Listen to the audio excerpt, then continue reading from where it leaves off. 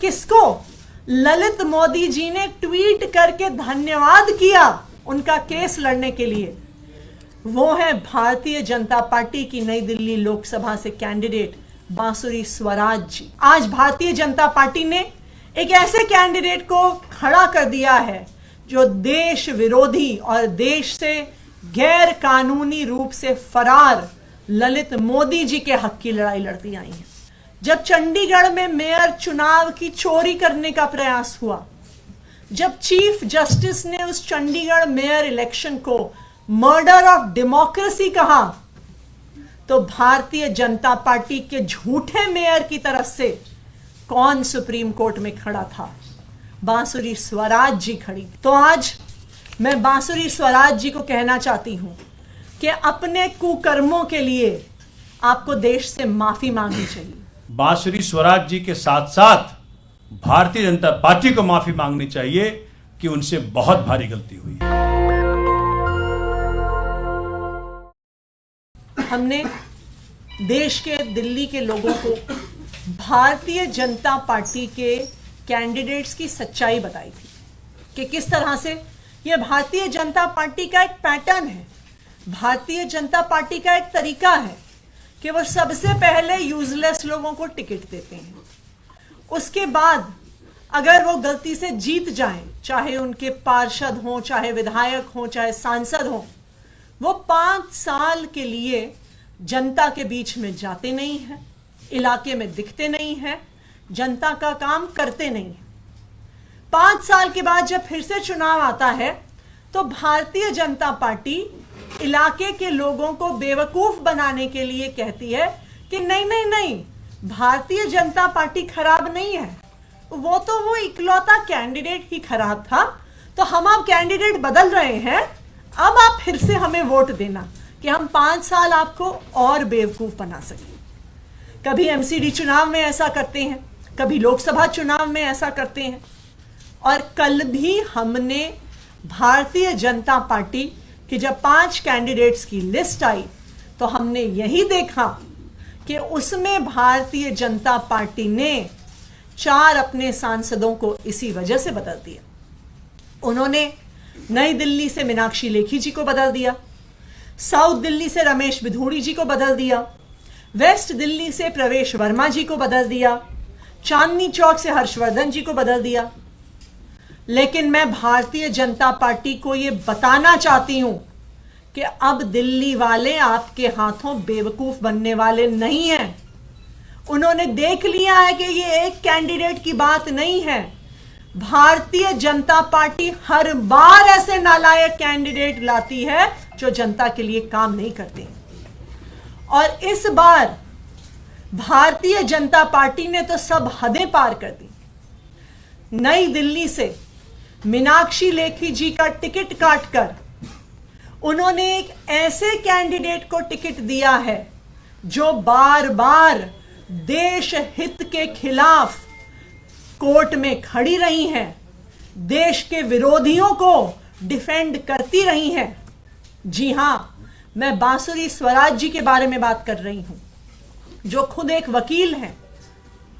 एक वकील जनता के हक की लड़ाई लड़ने के लिए होता है, लेकिन बांसुरी स्वराज जी किसके हक की लड़ाई कोर्ट में लड़ती आई हैं? नंबर 1, उनके सबसे फेमस क्लाइंट, इस देश से लाखों करोड़ रुपए के गबन के लिए फरार ललित मोदी जी। 2012 से 2014 तक लगातार लोअर कोर्ट से हाई कोर्ट से सुप्रीम कोर्ट तक बांसुरी स्वराज जी ने ललित मोदी को उनके पासपोर्ट के केस में डिफेंड किया। और आप याद करिए, डिवीजन बेंच का ऑर्डर आने से पहले ही ललित मोदी जी पासपोर्ट के साथ फरार हो गए और आज तक वापस नहीं आए हैं। उनके लिए हाई कोर्ट में खड़ा होकर कौन उन्हें डिफेंड कर रहा था? उनको सुप्रीम कोर्ट में कौन डिफेंड कर रहा था? और किसको? ललित मोदी जी ने ट्वीट करके धन्यवाद किया उनका केस लड़ने के लिए। वो है भारतीय जनता पार्टी की नई दिल्ली लोकसभा से कैंडिडेट बांसुरी स्वराज जी। आज भारतीय जनता पार्टी ने एक ऐसे कैंडिडेट को खड़ा कर दिया है जो देश विरोधी और देश से गैर कानूनी रूप से फरार ललित मोदी जी के हक की लड़ाई लड़ती आई हैं। और ये कहानी यहां पे खत्म नहीं होती है कि किस किस के हक की लड़ाई बांसुरी स्वराज जी लड़ती आई। जब मणिपुर में हिंसा हुई और 2 महिलाओं को निर्वस्त्र करके परेड किया गया, तो भारतीय जनता पार्टी की सरकार से कौन सुप्रीम कोर्ट में खड़ा हुआ? बांसुरी स्वराज जी खड़ी हुई। आज वो किस मुंह से नई दिल्ली लोकसभा की महिलाओं से वोट मांगने जाएंगी? जब चंडीगढ़ का मेयर इलेक्शन हुआ, जब चंडीगढ़ में मेयर चुनाव की चोरी करने का प्रयास हुआ, जब चीफ जस्टिस ने उस चंडीगढ़ मेयर इलेक्शन को मर्डर ऑफ डेमोक्रेसी कहा, तो भारतीय जनता पार्टी के झूठे मेयर की तरफ से कौन सुप्रीम कोर्ट में खड़ा था? बांसुरी स्वराज जी खड़ी थी। तो आज मैं बांसुरी स्वराज जी को कहना चाहती हूं कि अपने कुकर्मों के लिए आपको देश से माफी मांगनी चाहिए। ललित मोदी जी को, जो देश से जिन्होंने हजारों करोड़ रुपए गबन किए, उनको डिफेंड करने के लिए आपको देश से माफी मांगनी चाहिए। मणिपुर की हिंसा में उन महिलाओं के खिलाफ खड़े होने के लिए आपको देश से माफी मांगनी चाहिए। चंडीगढ़ के चुनाव में चुनाव की चोरी और लोकतंत्र की हत्या के लिए आपको देश से माफी मांगनी चाहिए।